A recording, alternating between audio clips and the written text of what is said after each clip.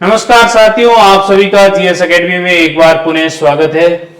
आज हम बात करेंगे कल से शुरू होने जा रहे फोर्थ ग्रेड एग्जाम के पेपर अटेम्प्ट करने के तरीके के पर।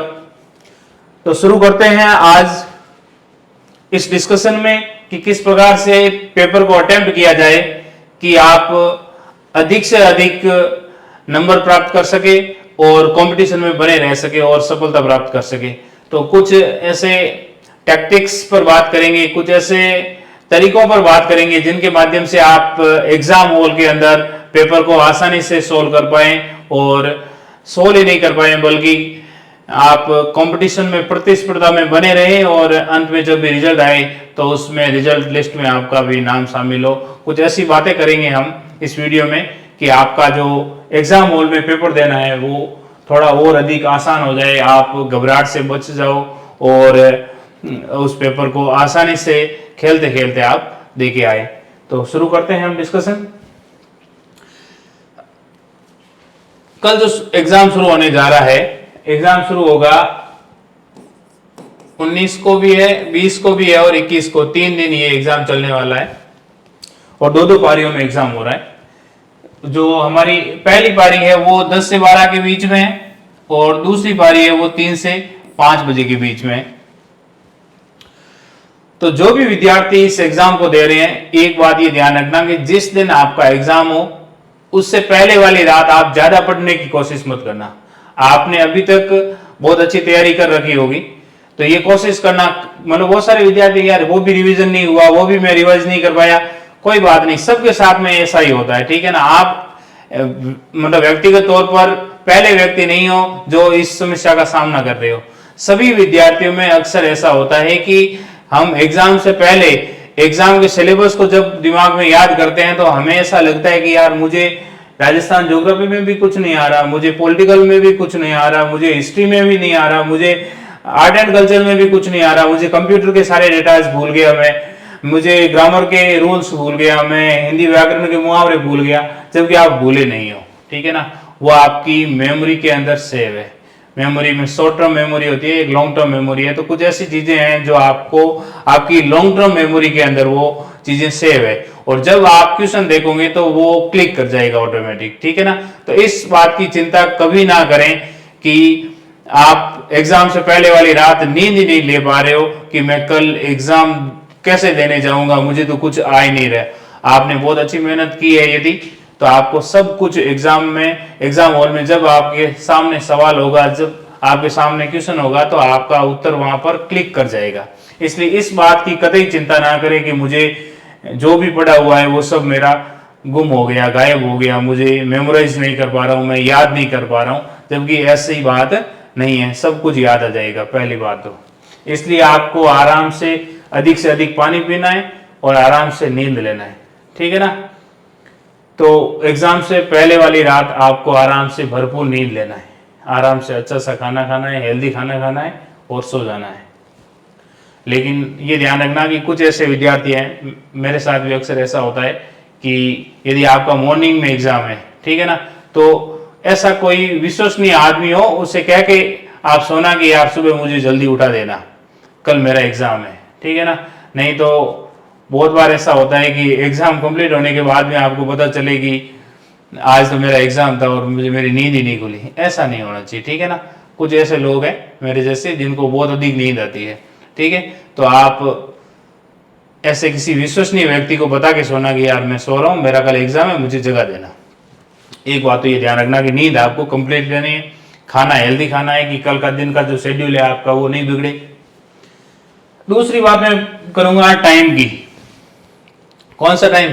एग्जाम हॉल पर समय पर पहुंचना, ठीक है ना। कुछ लोग ऐसे हैं कि यार कोई दोस्त मिल गया रास्ते में और गप्पे लगाने खड़े हो गए, ठीक है। तो कम से कम इस बात का ध्यान रखना कि हो सकता है कि आपका सेंटर दूर हो और बीच में कहीं ट्रैफिक जाम हो, कोई समस्या आ जाए, यदि आप खुद का व्हीकल ले जा रहे हो पंचर हो जाए, तो ऐसी स्थिति में आपको घर से ये अनुमान लगा के चलना है कि मुझे जितना समय लग रहा है उसे दुगना समय मान के चलो आप, ठीक है। उतने टाइम पहले आपको घर से रवाना हो जाना है, ठीक है ना। और जैसे 10 बजे से एग्जाम शुरू हो रहा है ना, तो उनके लिए एंट्री 9 बजे बंद कर दी जाएगी। इसलिए आपको इस एग्जाम सेंटर पे 8 बजे के आसपास पहुंच जाना है और यहाँ 2 बजे जो एंट्री बंद हो रही है सेकंड पारी वालों की, तो आपको सेंटर पर 1 बजे के आसपास पहुंच जाना है, ठीक है ना। तो समय पर, नियत समय पर आप एग्जाम सेंटर पे पहुंच जाओ। नहीं तो काफी बार ऐसा होता है कि आप फिर वहां पर सेंटर सुपरिटेंडेंट के सामने गिड़गिड़ाते हो कि यार मेरा इस कारण बहाने बनाने पड़ते हैं, फिर इस कारण मैं लेट हो गया, टाइम पे नहीं पहुंचा, या प्लीज मुझे तो जाने दो।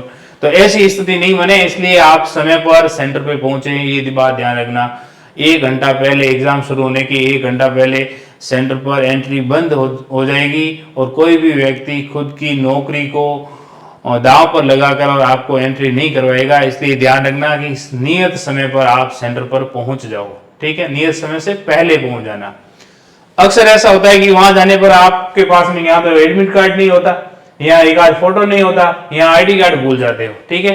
तो जो चीजें साथ में ले जानी है, पेन वगैरह और फोटोज और आई कार्ड और एडमिट कार्ड, इनको सोने से पहले, यदि कल एग्जाम है और आज सो रहे हो तो आप सोने से पहले इन सब चीजों को एक बार चेक लिस्ट के तहत आप इनको चेक कर लेना कि ये सब चीजें मेरे पास में तैयार है या नहीं है, ठीक है। नहीं तो कल सुबह भगदड़ में कि मुझे एडमिट कार्ड तो निकालना ही है और मैं जाते हुए निकाल लूंगा, हो सकता है कि सुबह इंटरनेट वाला दुकान नहीं खोले या और किसी प्रकार की समस्या आ जाए। इसलिए एडमिट कार्ड, फोटो और आईडी, इनको पहले से ही, एग्जाम से पहले वाले दिन ही आपको रेडी रखना है, ठीक है। ये बात होगी कि आपको पर्याप्त नींद लेनी है, समय से पहले ही पहुंच जाना है और इन चीजों को साथ में ले जाना है, ठीक है। इसके बाद में बात करेंगे, एग्जाम हॉल में आप पहुंच गए सही समय पर 1 घंटा पहले, तो वहां जाके आपको आराम से, आप वहां पर नींद ले रहे हो 1 घंटा पहले, ऐसा नहीं करना है आपको, ठीक है ना। वहां पर थोड़ा एक्टिव रहना है। ऐसा नहीं कि आप 1 घंटा पहले आप चेयर पे पहुंच गए हो, टेबल पे पहुंच गए हो, ठीक है, और वहां जाके नींद लेना शुरू कर दिया। हो सकता है कि वो सुस्ती आ जाए आपके शरीर में और वहां पर फिर वो जो जोश है वो धीरे बढ़ जाए। इसलिए आपको नींद या झपकी वगैरह ऐसा नहीं लेना है, ठीक है ना। समय समय पर आपको पर्याप्त पानी पीते रहना है और एग्जाम शुरू हो तब तक एक्टिवली बैठे रहना है या गाने गुनगुनाना है मन में। इस प्रकार से आप मतलब खुद को एक्टिव कैसे बनाए रखे, इस प्रकार के तरीके देखकर और आप चुस्त रहना है, ठीक है। अब आपके पास में पेपर आ गया। पेपर आने के बाद में आप सबसे पहले खोल के उसको देख लो कि कहीं प्रिंटिंग मिस्टेक तो नहीं है, कहीं पर जो पेपर है वो पर्याप्त रूप से पूरा छपा हुआ है या नहीं है, वो देख लेना। यदि किसी भी प्रकार की त्रुटि आपको दिखे तो आप वीक्षक को तुरंत उस बात को सूचित करके और उसको रिप्लेस करवा सकते हो, ठीक है। तो ये ध्यान रखना। फिर आपके पास में पेपर पहुंचने पर सबसे पहले हड़बड़ाहट रहती है कि पेपर कैसा आया होगा, तो आराम से एक बार पेपर देखने के बाद में उस हड़बड़ाहट में रोल नंबर मत लिखना। थोड़ा यहाँ तो थोड़ा सा रुक कर आप बाद में कि भाई अब चुस्ती से, अब मेरे को मतलब फीलिंग महसूस हो रही है अच्छी सी, ठीक है ना। तो यदि आप राहत की सांस ले पा रहे हो तो उस समय आप आराम से अपने रोल नंबर ध्यान से पढ़ना।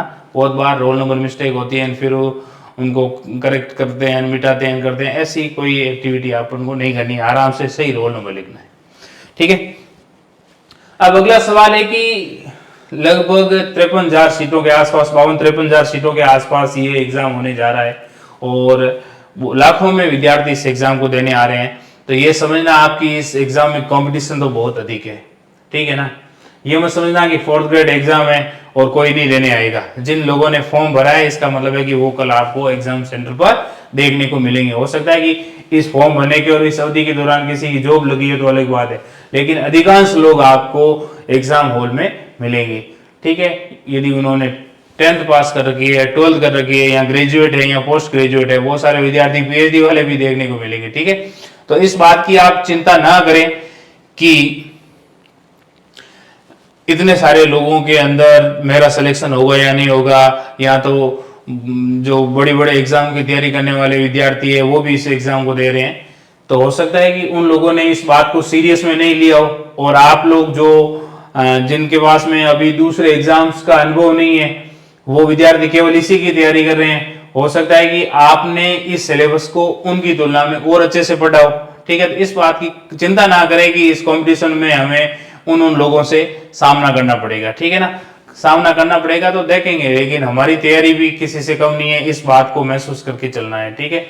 एक बात ये ध्यान रखना कि एग्जाम सेंटर में पहुंचो तब आप खुद को सिलेक्ट होकर, और आपको यूं मानना है कि मैं इस एग्जाम को आज क्लियर करूंगा, ठीक है ना। ये इस एग्जाम में मैं सिलेक्ट होकर ही निकलूंगा, इस फीलिंग के साथ में, इस मनोदशा के साथ में आपको एग्जाम सेंटर पे जाना है। खुद को कम नहीं समझना है, ठीक है ना।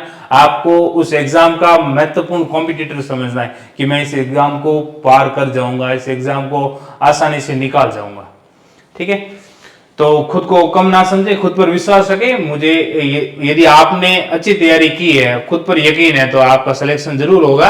इसलिए पहली बात है कि सेल्फ कॉन्फिडेंस रखना है, खुद को डीमोटिवेट नहीं रखना है, खुद को मोटिवेट रखना है और खुद को यह समझना है कि इस एग्जाम को तो मैं क्लियर कर ही दूंगा। 4th ग्रेड एग्जाम है, यदि ये एग्जाम क्लियर नहीं हुआ तो मैं कौन सा एग्जाम क्लियर करूंगा। इसलिए ये एग्जाम तो क्लियर होना ही होना है। खुद में इस मनोदशा के साथ में आपको एग्जाम सेंटर पर जाना है, एग्जाम को अटेम्प्ट करना है। अब ये सवाल है कि कितने क्वेश्चन अटेम्प्ट किए जाएं। तो मोटे तौर पर तो मैं ये मानता हूं कि सवाल कितने अटेम्प्ट किए जाए ये तय होगा एग्जाम सेंटर पर। जब आपके पास में पेपर आएगा, पेपर को एक बार सरसरी निगाहों से देख लेना कि आपको लगेगा पेपर, यदि आपकी ढंग से तैयारी है तो आपको ये महसूस हो जाएगा कि पेपर का स्तर लो है या पेपर का स्तर मीडियम है या पेपर का स्तर हार्ड है। जैसा कि आयोग ने बताया है, बोर्ड ने बताया है कि ये 10th लेवल का, सेकेंडरी लेवल का इसका स्तर रहेगा। तो मुझे यूं लग रहा है कि एग्जाम में बेसिक सवाल ही पूछे जाने चाहिए, ज्यादा कठिन सवाल तो नहीं होने चाहिए। लेकिन यदि बहुत ज्यादा कठिन सवाल पूछे जा रहे हैं 4th ग्रेड एग्जाम में, आपको लग रहा है कि यार ये एग्जाम तो RS प्री लेवल का या सब इंस्पेक्टर लेवल का या और किसी 1st ग्रेड या असिस्टेंट प्रोफेसर लाइक एग्जाम है, तो आप उस समय कम क्वेश्चन अटेम्प्ट करना। और यदि आपको लग रहा है कि यार ये इतने इजी सवाल पूछ लिए, ये तो सब कोई आ रहे हैं, इसका मतलब है कि उसमें मेरिट बहुत अधिक जाएगी। इसलिए ऐसे सवाल तो गलत आपको करने ही नहीं है और नए ऐसे सवाल आपको छोड़ने हैं जो सबको आ रहे हैं, ठीक है। कंपटीशन में विजेता कौन होगा? जो सबको आ रहे हैं, उनके अलावा आपको कुछ उनकी तुलना में और ज्यादा एडवांस आ रहा है, तब जाके आपका सिलेक्शन होगा। इसलिए यदि पेपर बहुत ज्यादा सिंपल आ रहा है, मुझे लगा है कि सिंपल ही आएगा। जैसा हम बोर्ड ने कहा है कि 10th लेवल का होगा, तो 10th लेवल का इसका मतलब है कि बेसिक सवाल होने चाहिए। और यदि बेसिक सवाल पूछे जा रहे हैं और आपको लग रहा है कि ये सबको आ रहे हैं, तो आपको अधिक से अधिक अटेम्प्ट करने हैं, ठीक है। अब आपको अटेम्प्ट करते समय 2-3 राउंड में आपको पेपर को सोल्व करना है। अब फर्स्ट राउंड में आप उन सवालों को करना है जिनमें आपको यकीन है कि ये सवाल तो सही है, और प्रथम दृष्टि आपको देखते ही लग जाएगा कि ये सवाल सही है या नहीं है, ठीक है। यदि क्वेश्चन को पढ़ते ही आपके मन में सीधा उत्तर क्लिक हो रहा है, इसका मतलब है कि वो सवाल क्या है, इजी सवाल है। तो ऐसे सवालों को तो आपको छोड़ना नहीं है। फर्स्ट अटेम्प्ट में ऐसे सवाल तो आपको सभी कर लेने हैं। उसके बाद में जब आप दूसरे राउंड में आओगे, ठीक है, एक बार तो आपने फर्स्ट अटेम्प्ट में सारे सवाल कर लिए जो जिन पे आपको कॉन्फिडेंस है कि इनका उत्तर सही है और मुझे आ रहा है। दूसरे राउंड में उन सवालों को करना है जिनमें आपको लग रहा है कि यार 2 ऑप्शन में से कोई एक तो सही होगा। 2 ऑप्शन कर रहे हैं, 4 ऑप्शन में से 2 ऑप्शन तो कर रहे हैं, लेकिन आपको 2 ऑप्शन में कंफ्यूज है।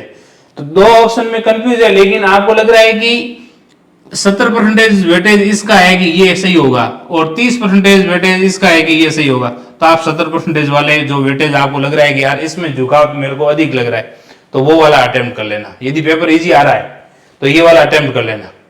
हार्ड आ रहा है तो भी दूसरा राउंड तो करना ही होगा, क्योंकि फर्स्ट राउंड के अंदर आप कितने करोगे, माना कि ये 120 क्वेश्चन है, 120 क्वेश्चन है, इसका मतलब है कि आप मान लेता हूं मैं मोटे तौर पर 50% आपको आ रहे हैं, तो 60 क्वेश्चन आपने पहले राउंड में कर लिए। तो दूसरे राउंड में आप जाओगे, ऐसे क्वेश्चन होंगे 25-30 के आसपास में, या 40 क्वेश्चन मान लेता हूं जिनमें आपको लग रहा है कि 2 वाले ऑप्शन है कि यार ये होगा या ये होगा, ठीक है। तो ये आपने सेकंड राउंड तक जाते जाते कितने सवाल कर लिए, 100 सवाल कर लिए। अब यदि पेपर टफ है तो आप 100 के आसपास में ±5 देख लेना, या इससे नीचे भी हो सकते हैं कि इसमें भी थोड़ा कम हो जाएगा। पेपर टफ है तो इसका मतलब 60 की जगह आप 50 ही कर पाओगे, 45 ही कर पाओगे। इसमें 40 की जगह 2 ऑप्शन वाले आपके पास में 20 भी हो सकते हैं, तो वह यहाँ क्वेश्चन की संख्या वैसे ही कम हो जाएगी, ठीक है। तो यहाँ जैसे ये आपने यदि इजी सवाल है और बेसिक है और आपको लग रहा है कि मैं ये अटेम्प्ट कर पा रहा हूँ, तो आप 100 सवाल सेकंड राउंड में हो जाएंगे। आपको लगेगा यदि पेपर इजी है और अभी तक 100 सवाल ही हुए हैं, तो आपको थोड़ी और रिस्क लेनी है, क्योंकि 100 सवाल में यदि पेपर ज्यादा इजी है ना, तो फिर आप यूं समझो कि इतने सारे विद्यार्थी एग्जाम दे रहे हैं, तो 120 में से पेपर बहुत ज्यादा इजी है, तो ये समझो 110 के आसपास, 105 10 के बीच में या इसके आसपास कट ऑफ जाएगी। इतने क्वेश्चन तो आपके रहने चाहिए। 105 मान लो, 105 प्लस माइनस 5, इसका मतलब 100 से लेकर 110 के बीच में आपके इस राउंड में आने चाहिए। तो अभी तक 100 ही हुए, 100 से थोड़ा ज्यादा होगा। और हम खुद पे कॉन्फिडेंस कब होगा खुद पे कि यार ये एग्जाम तो मेरा पक्का, मैं इसमें सिलेक्ट हो गया, वो तब होगा कि आपके 110 से, यदि इजी सवाल है तो 110 से ज्यादा आपके सही हो रहे हैं टोटल, तो आपको लगेगा कि हाँ ये एग्जाम तो मेरा 100% सही हो जाएगा। तब आपको क्या है, एक और राउंड, थर्ड राउंड में और देखना होगा कि और कहीं भी संभावना है क्या, ऐसे कि एक ऑप्शन तो गलत है आपको लग रहा है, लेकिन कहीं पर 3 ऑप्शन है और आपको एक ऑप्शन में लग रहा है कि ये 40% मुझे ये लग रहा है, एक आपको लग रहा है कि यार मेरे को ये 50% ये लग रहा है, 50 नहीं 45% ये यार, एक में आपको 40% लग रहा है, एक में 45% लग रहा है, ठीक है, एक में आपको लग रहा है 15% चांस, तो इसके भी बन रहे हैं। ऐसी स्थिति में आपको 45% पे जिस पे भरोसा हो रहा है वो वाला, एक बार ऐसे 5-7 सवाल है तो एक बार रिस्क उठा लीजिए, उसमें हो सकता है 3-4 सवाल आपके सही हो जाए, कटपीट के 3 सवाल भी आपके प्रॉफिट में बैठ रहे हैं, तो कुल मिला के आप कंपटीशन में आप उसमें आगे ही बढ़ रहे हो, मतलब पीछे नहीं जाओगे आप, ठीक है ना। तो ऐसी स्थिति में कम से कम ये पहले राउंड में उन सवालों को करना है जिनमें आपको कॉन्फिडेंस है कि श्योर सही है, सेकंड में 50-50 वाले देख लेना, थर्ड में 3 ऑप्शन, एक ऑप्शन तो कटिया, लेकिन फिर भी मैं देखूंगा यार इनमें से भी कोई संभावना बन रही है क्या, 3-4 सवाल ऐसे हो पा रहे हैं क्या, तो वो यहाँ पर भी आप कर सकते हो। अच्छा, अब 20 सवाल आपके आएंगे हिंदी के, 15 सवाल आएंगे इंग्लिश के, 70 आएंगे जीके के और 15 सवाल आएंगे मैथ्स में। अब सामान्यतः जो विद्यार्थी ह्यूमैनिटीज बैकग्राउंड का है, मतलब जिसके आर्ट्स रही है, उसके यहां पर तो हाथ टाइट हो जाएंगे। मैथ्स वाले पोर्शन में तो हो सकता है कि वो यहां से 4-5 सवाल मुश्किल से कर पाए।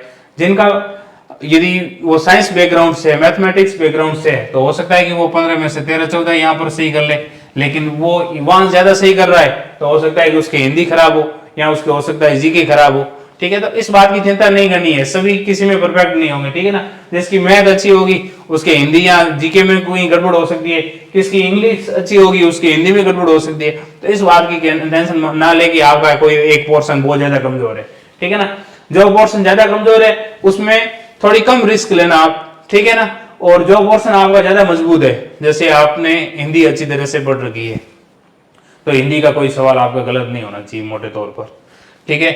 आपने जैसे जीके पढ़ रखा है अच्छी तरह से, तो जीके के अधिकांश सवाल, जीके में तो लगभग सभी की स्थिति एक जैसी रहेगी। लोग ज्यादा जो ज्ञान प्राप्त करेंगे ना, वो कहां करेंगे, हिंदी में, इंग्लिश में, मतलब ये सिलेक्शन वाला पोर्शन है, हिंदी, इंग्लिश, मैथ्स, कंप्यूटर, ये वाले सवाल। साइंस के जो सवाल है 5 करंट अफेयर वाले, करंट अफेयर तो सबका एक जैसा ही मान लेते हैं, लेकिन साइंस का जो पोर्शन है ये कंप्यूटर वाला, मैथ्स वाला, इंग्लिश वाला और हिंदी, ये ऐसे पोर्शन है जो आपको एग्जाम में लीड दिलवाएंगे, ठीक है ना। तो अब तो एग्जाम पास में आ गया, हो सकता है कोई ऐसा कोई पोर्शन इनमें से कमजोर हो तो रात में तो तैयार नहीं होगा, इस बात की आप चिंता करना छोड़ देना। इस वाले पोर्शन में सबकी एक जैसी स्थिति है। राजस्थान ज्योग्राफी के 20 सवाल होंगे, Rajasthan history art and culture के 20 सवाल होंगे, राजस्थान पॉलिटी और इंडियन कॉन्स्टिट्यूशन के 10 सवाल है, साइंस के 5 है, 5 राजस्थान का करंट है, 5 इंडिया वाला करंट है, 15 क्वेश्चन मैथ्स के है, 5 क्वेश्चन कंप्यूटर के है। अच्छा, एक बात ध्यान रखना कि जब आप ये क्वेश्चन अटेम्प्ट कर रहे हो ना, तो कम से कम आप एग्जाम हॉल में जाने से पहले मॉर्निंग में जब भी उठो तो एक बार सिलेबस को 2-3 बार अच्छे से पढ़ लेना। सिलेबस पढ़ना है, केवल सिलेबस को उठाना 3-4-5 बार उस सिलेबस को पढ़ लेना कि हिंदी में कौन कौन से टॉपिक है सिलेबस में, इंग्लिश में कौन कौन से, मैथ्स में कौन कौन से, कंप्यूटर में कौन कौन से।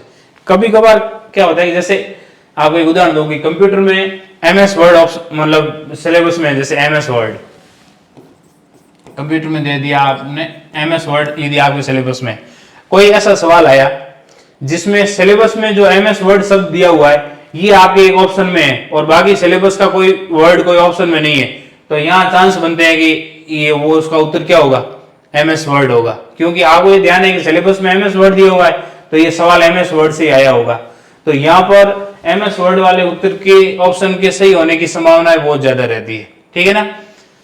तो एक बार सिलेबस जरूर पढ़ लेना, सिलेबस को याद रखना क्योंकि आपको जब भी क्वेश्चन अटेम्प्ट करोगे तो ध्यान होगा कि आप अच्छा ये सवाल सिलेबस के उस पॉइंट से, ये सवाल सिलेबस के उस पॉइंट से, ये सवाल सिलेबस के उस पॉइंट से, अच्छा ये सवाल सिलेबस के कौन से पॉइंट से होगा, तो आपको लगेगा अच्छा इन पॉइंट से तो आ गया, तो इसका मतलब है कि ये सवाल सिलेबस के इस पॉइंट से और इस पॉइंट से, इसका मतलब है कि इस पॉइंट में ये जैसे कोई स्कीम आ गई, जैसे आपने पढ़ लिया कि 3 टॉपिक पढ़ लिए, जैसे कि राजस्थान की भू आकृति पढ़ ली, राजस्थान की जलवायु पढ़ ली और नदियां पढ़ ली, और मतलब इनसे तो सवाल पूछ लिए।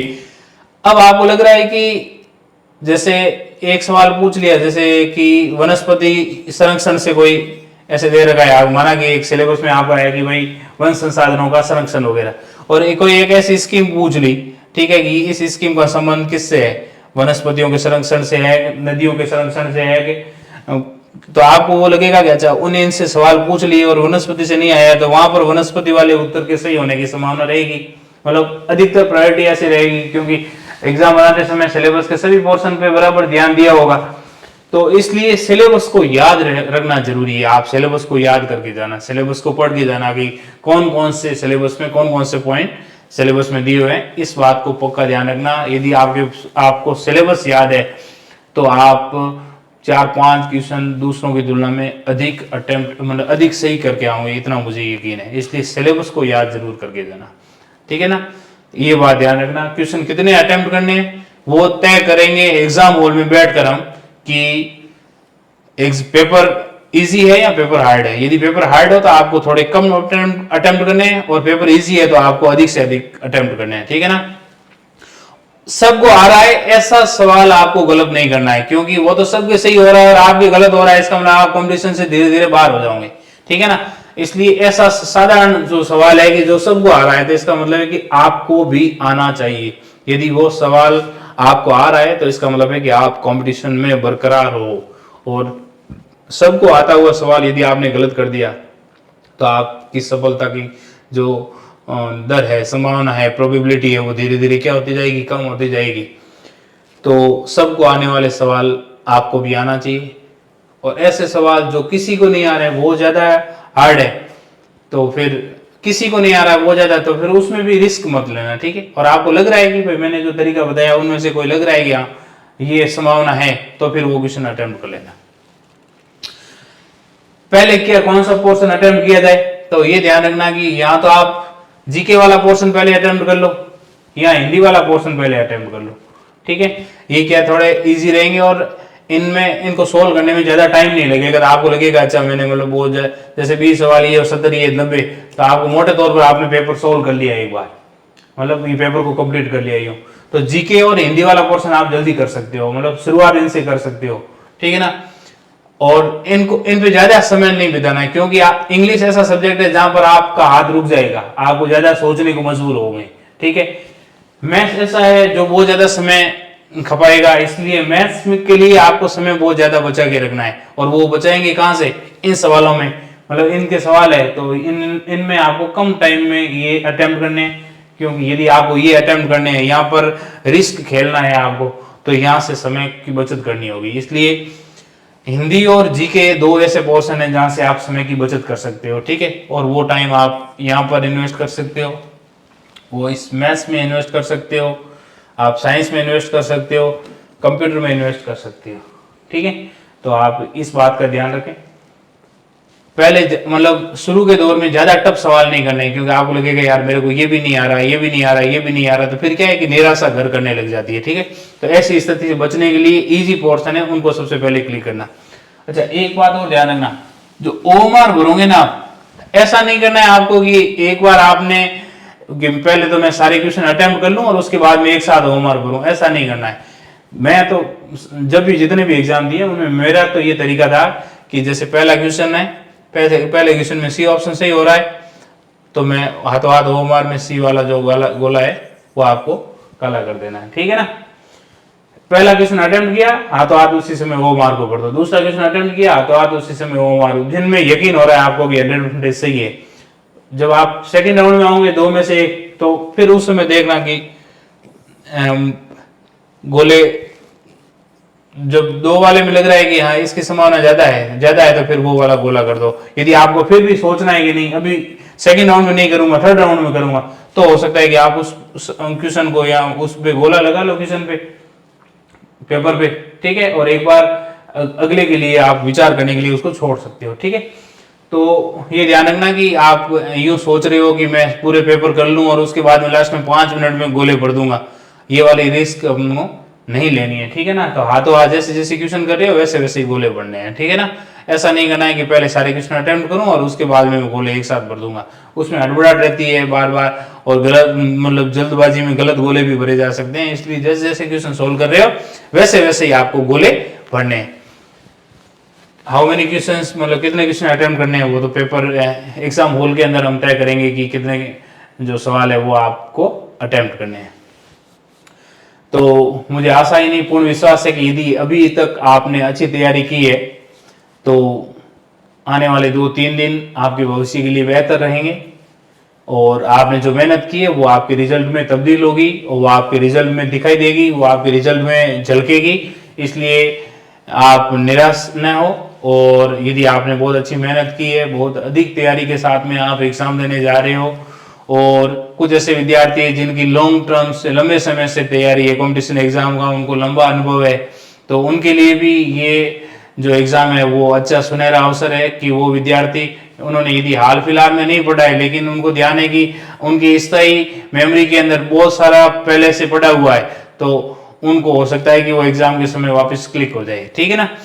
तो मैं आशा ही नहीं पूर्ण विश्वास है कि आप इस पेपर को बहुत अच्छी तरह से अटेम्प्ट करके आओगे, और इस जब भी रिजल्ट आएगा तो आपके चेहरे पर मुस्कान दिखेगी। मैं इसी आशा के साथ में आज के इस सत्र को विराम देते हैं। 4th ग्रेड एग्जाम देने वाले सभी विद्यार्थियों के लिए best of luck, good luck, कि आप जीत के आओगे एग्जाम में। बहुत बहुत धन्यवाद, गुड लक।